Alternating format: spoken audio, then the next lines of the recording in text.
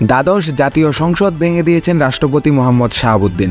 বঙ্গভবনের এক সংবাদ বিজ্ঞপ্তিতে বলা হয়েছে, রাষ্ট্রপতির সঙ্গে 3 বাহিনীর প্রধান, বিভিন্ন রাজনৈতিক দলের নেতা, সুশীল সমাজের প্রতিনিধি ও বৈষম্য বিরোধী ছাত্র আন্দোলনের নেতাদের সঙ্গে অনুষ্ঠিত বৈঠকের সিদ্ধান্তের পরিপ্রেক্ষিতে সংসদ বিলুপ্ত করা হয়েছে।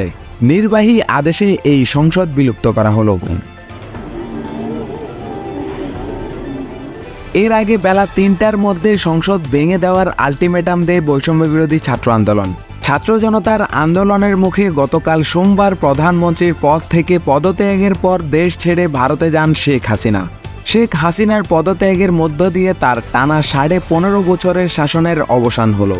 শেখ হাসিনার পদত্যাগের পর দেশ পরিচালনার জন্য অন্তর্বর্তীকালীন সরকার গঠনের প্রক্রিয়া শুরু হয়।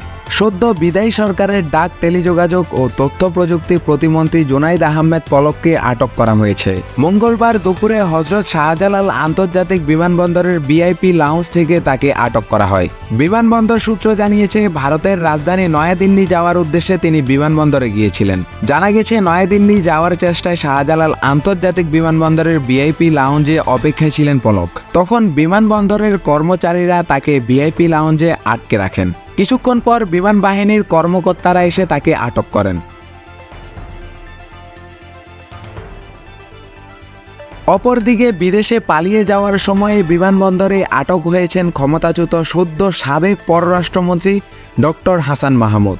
মঙ্গলবার বিকেলে বিমানবন্দর কর্তৃপক্ষ এ তথ্য নিশ্চিত করেছেন। সোমবার প্রধানমন্ত্রীর পদ থেকে শেখ হাসিনার পদত্যাগের পরেই লাপাত্তা ছিলেন এই সাবেক মন্ত্রী। সামাজিক যোগাযোগ মাধ্যমেও তার খোঁজের বিষয়ে সরব দেখা গেছে সাধারণ মানুষকে। পুলিশের বিভিন্ন সূত্রে জানা গেছে, আওয়ামী লীগের সঙ্গে সম্পৃক্ত পুলিশের ঊর্ধ্বতন কর্মকর্তারা জনসমাগম এড়িয়ে যাচ্ছেন। অনেকেই নিজ বাসা বা সরকারি বাংলোতে না গিয়ে আত্মীয় স্বজনের বাড়িতে অবস্থান করছেন।